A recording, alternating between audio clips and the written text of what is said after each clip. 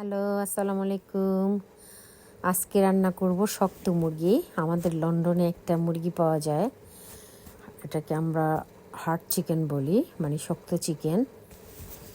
তো সেই শক্ত মুরগি রান্না করব।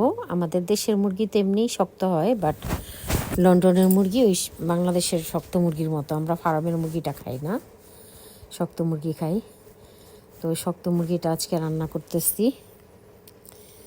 তো আমি আদা রসুন পেঁয়াজটা ভেজে আদা রসুন ভুনা করে নিলাম। আদা রসুনের মধ্যে একটু হলুদ, মরিচের গুঁড়া, জিরার গুঁড়া, তেজপাতা, গরম মশলা সব কিছু দিয়ে দিলাম।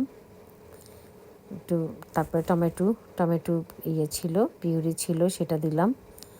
দিয়ে মশলাটা ভালো করে ভুনে নিয়েছি। ভুনা করে তারপরে দিয়ে দিলাম মুরগিটা ভুনা করে নিচ্ছি। প্রেশার কুকারে ভালো করে ভুনা করে এরপরে প্রেশার কুকারে একটু দিয়ে দিলাম যাতে তাড়াতাড়ি হয়ে যায়। আর সাথে রান্না করতেছি মাটির নিচের আলু, সেটা ডাল উপর দিয়ে দিছি শুকনা লেবু। তো সাথে ডাল হবে। আর এই যে আমার মুরগি তরকারিটা দেখানো হয়ে গেছে, খুব সুন্দর, আলহামদুলিল্লাহ।